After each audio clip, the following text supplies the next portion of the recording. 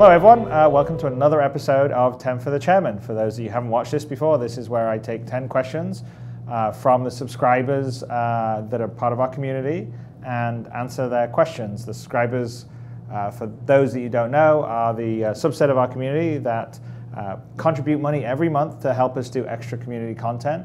So 10 for the Chairman, Wingman's Hangar, a bunch of the other stuff that we do, the Jump Point magazine, which is a very involved affair, 50, 70 pages every month, and some more upcoming stuff that we're going to try and do. So we want to really amp up everything for subscribers, but we should say thank you because they also enable us to do stuff for that community as a whole. So I'm here, we're busily working on getting the dogfight ready to push out to all of you guys, and if you hear any noises in the background, that's because well, right now is a test time, so we play it and we make comments and that doesn't work and we need to fix that. So if you hear noises, that's that. All right, so let's get to it. Although before I do, I want to say thank you very much. Although I don't know who to say thank you to because unfortunately when the front desk brought up these two wonderful presents, they took the envelope away and I think I threw it away because I couldn't find it. But these are two amazing books from the Smithsonian National Air and Space Museum, In the Cockpit, with a foreword by John Travolta, no less. Anyway, so it's actually pretty awesome because it's really great for our artists because, like, you know, you can really see, like, look at all that detail. I mean, that's kind of the visceral sort of detail that we want to have in our cockpits. I mean, you see a little bit of it in what we do in the Hornet, but we're always trying to make it better. I mean, look, how awesome is that, right? That's brilliant. So yeah, I mean, that's because that's what you want. You want to feel like you're in the cockpit. And I think actually there you can go on a website because I've done it where there's a sort of 360 degree of these cockpits, which is really cool. I mean, look at that there. It's brilliant. And then here's the second. There's two of books. So In the Cockpit 2, which I think is just more ships. Wow. There's that Hell Dive bomber. Look at that. It's brilliant. Anyway, so this is brilliant. This is definitely going in the art pit. Great resource for David Hobbins and the other concept guys, as well as Chris Smith leading the vehicles. So thank you to whoever sent these, and I apologize that your gift note got thrown away by some strange reason, but it's awesome and we're really thankful.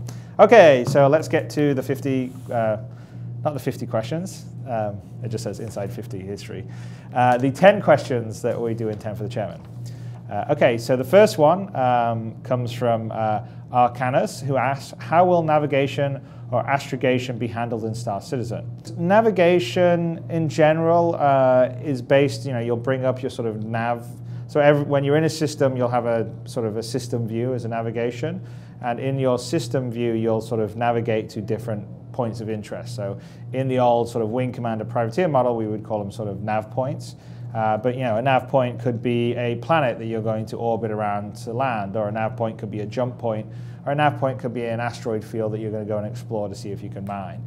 And so what happens in general is that you have predefined nav points. Think of it like you know, you get your car with a GPS, and the GPS already has some of the roads and cities defined. And in your sort of nav computer, you'll have predefined nav points for most of the sort of known systems that are well trod. And what will happen is you can select them, and then you can basically sort of kind of warp to that area, which is sort of like a, you know, autopilot, which was in Wing Commander games and in Privateer, and that's sort of the equivalent of going up to 0.2 of a speed of light that I've mentioned before, which is sort of the, you know, you can never go faster than light inside a system. The only way you can go faster than light is basically going through a jump point, which is really a fold in time and space.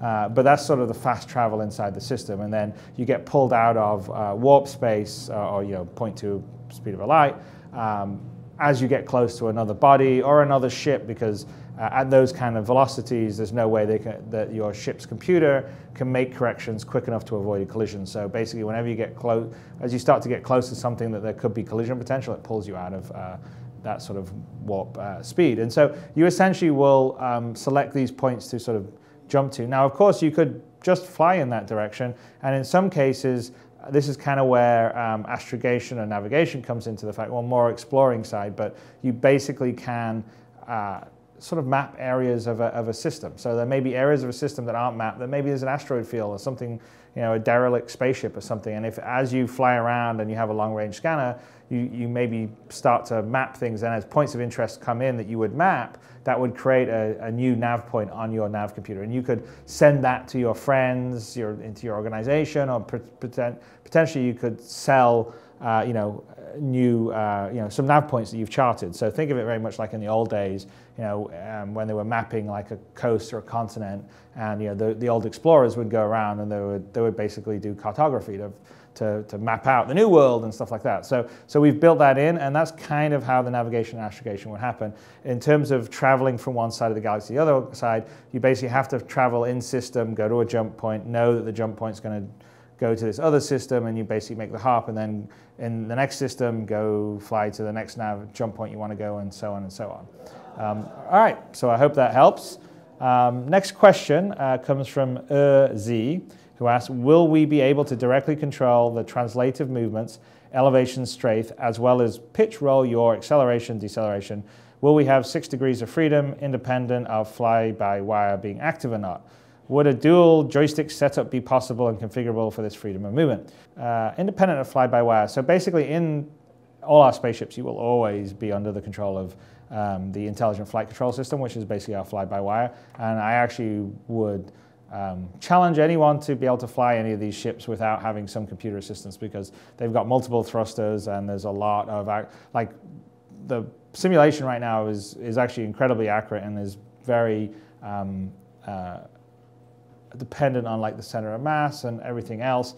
And so there's a lot of thrusters firing. So like if you don't actually have an optimal center of mass, some thrusters will be firing to compensate some sense of imparted lateral or angular movement that you actually don't want to achieve the movement you're going for. So what we have, and we actually demoed it in the PAX East event that we just did, and it is going to be part of the dogfighting model, so everyone will get to play it.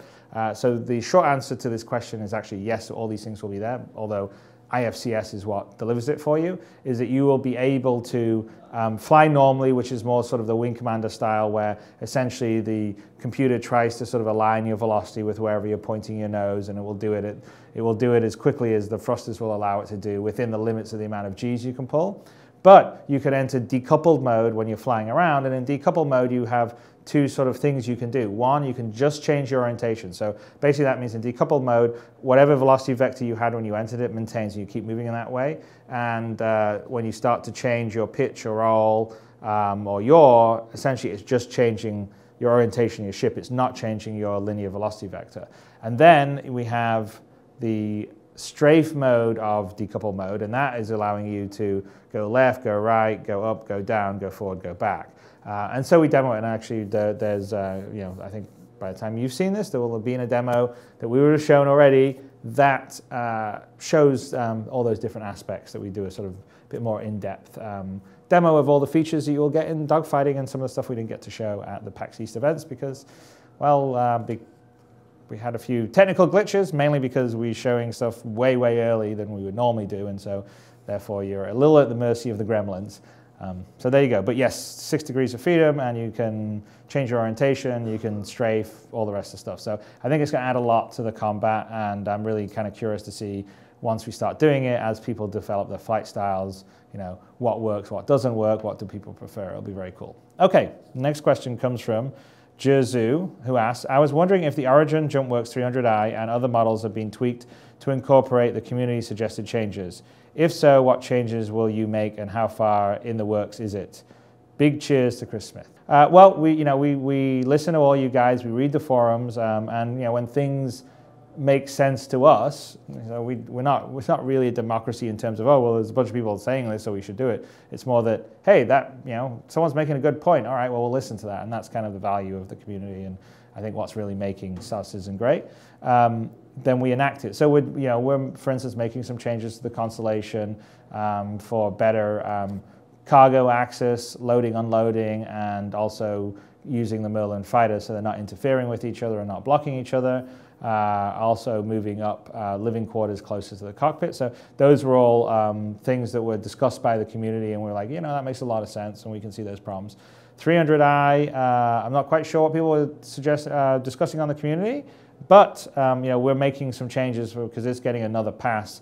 As you've seen, the Hornet has continually had improvements. The cockpit, people used to complain that there wasn't enough visibility. Well, actually, the seat's a little higher now. The struts are a lot thinner. There's a lot more detail in them too, so you really sort of feel the sort of high fidelity of the environment that we're going for. And we're doing the same for the 300i. It needs sort of a bit of love and an up-res. So we're definitely up-resing the cockpit, and we've up-resed the outside exterior. And the one last thing we really got to figure out is like cargo, because there's not a lot of space for cargo in that design, even though it's meant to be able to pull some cargo. So we're in the process of that. I think we're leaning towards being able to have an attachable cargo module on the outside, but that's still in the works. Okay, so next question comes from Draxter, who asks, how is work on the Origin M50 Interceptor coming along? Quite well is the answer, actually. So we're in the process modeling this in the engine right now.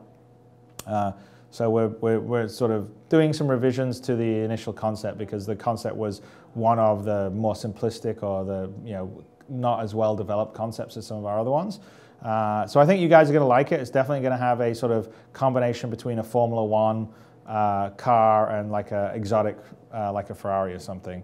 So we're doing some really cool stuff. So it's definitely something you'll want to have in your hangar.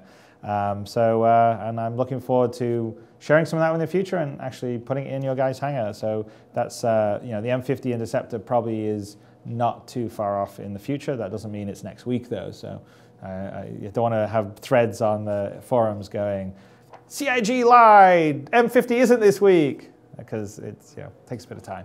But it's probably one of the next ships that we'll have up, which will be cool. Okay, so next question comes from Slacker, you could say.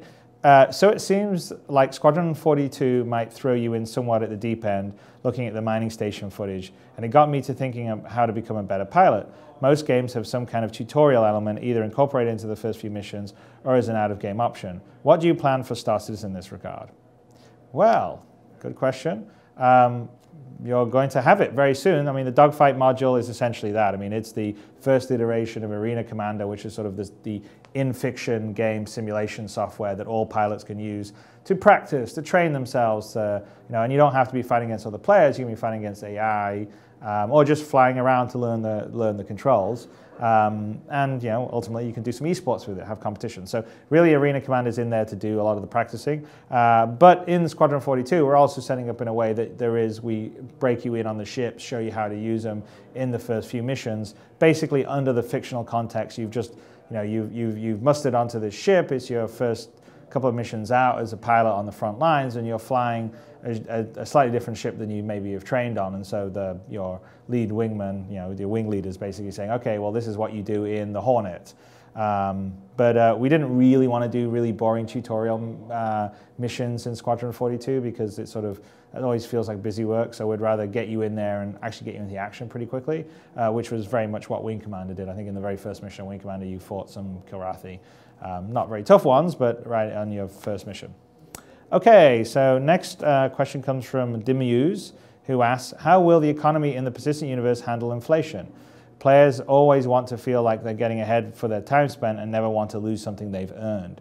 Money sinks like rent, repair costs, taxes, and mandatory consumables have been loudly denounced by players in other MMO games. But without countermeasures, inflation is inevitable and eventually game-destroying. How will Star Citizen get the players to swallow the bitter pill for better long-term health? We're setting up Star Citizen much like the real world, so we actually do have, whether you want to call it money sinks, I call it running costs of things like repairing your ship, keeping it up to date. We have taxes in the form of landing fees or trade tariffs, depending on where you are. So essentially, if you're in a very safe, regulated area, there's a lot of law enforcement. Well, then, it costs a bit more to do business there because, you're paying for the protection, essentially. There is an equivalent of consumables because we have fuel. Now you can go and harvest your own fuel, or you may not have time, so you may just pay to refuel when you're down on a planet. But in general, we have a lot of things that will cost you to operate, as well as things you can earn. So our hope is that we're not going to have wild inflation because we have consumption as well as production. And whether that consumption and production are properly balanced, well, that's part of the challenge of the economy system that we're building. We're sort of building a sort of whole standalone simulator that would interface to our persistent universe server, and we could have a sort of meta view of the galaxy, and that's actually not that far off from us playing with internally. So at that point, I could tell you, but essentially, we are trying to, in a rough way, simulate what happens in the real world. So, the more unregulated areas, well, there isn't so many dues or taxes or duties, and so you can, have a better margin when you're selling. The risk is that you may get attacked. You won't get the same level of protection that you would get in the inner systems. Okay, next question comes from Wojo, who asks, will the weapons produced for the next great starship be available for purchase? If so, when can we expect to see them available? It's a good question on that. I don't know about the weapons. We're definitely planning on the winner of the next great starship ship to be in the game, and to be honest with you, some of the ships are so amazing that we may get to the point of having the community vote and maybe have more than one of them. I don't know. I mean, American Idol, usually the top 2-3 people all have record deals, but the ship will definitely be. I'm not so sure about the weapon, so maybe take that under consideration. Maybe the winning team goes back and upreses its, finishes out its weapon with our notes, and we go from there. But there isn't a plan for that right now, but it's not a bad suggestion. Okay, next question comes from Ciedo, Premium Ciedo. I guess that's a pretty interesting handle. Can we mount Class 4 turrets on Class 5 hardpoints if we're willing to sacrifice some firepower for remote turret control? Related to that, can we slave Class 4 turrets to particular gunnery stations? You definitely can slave Class 4 turrets to different gunnery stations, and whether you can mount a Class 4 turret on a Class 5 hardpoint is completely sort of data-driven. So it depends on the ship. So you could you absolutely could have a ship that could say, okay, in this hardpoint, it can accept either a Class 4 or a Class 5 turret of size 2 or size 3 or whatever. And so that's sort of that's a data-driven issue, so it's more about the actual ship and what the designers think is applicable. So it wouldn't be a general rule, so some ships, when it has a Class 5 turret, can only take a Class 5 turret, and some ships may be interchangeable between Class 5 and Class 4. But generally, you can slave pretty much all Class 4 turrets, and potentially there could be an opportunity to slave a Class 5 turret too.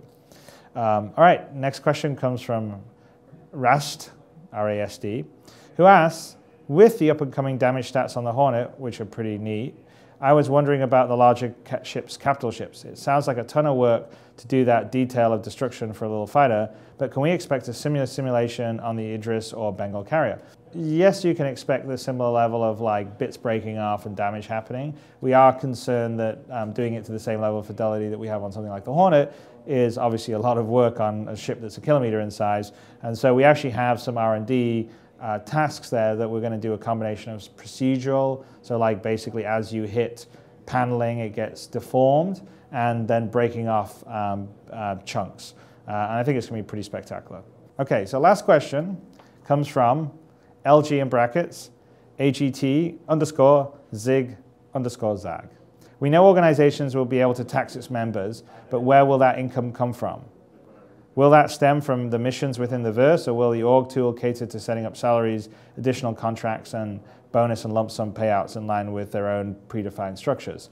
Well, I mean, when you tax the members, I mean, the income comes from the people that you're taxing. So however they make that money, whether they're earning it by trading or earning it by, being paid for missions or bounties, the money that would come to an organization would come from its members.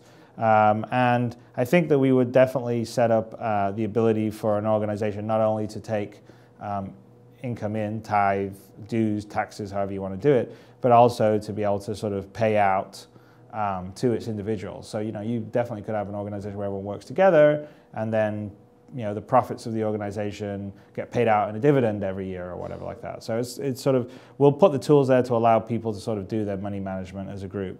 In that manner. Okay, so there we go. That's another 10 for the chairman. I'd like to thank subscribers for helping this, basically enabling this to happen, and everyone that's backed the game for backing us to make Star Citizen to the level and ambition that we're doing it now, which is, I think, unprecedented in the industry.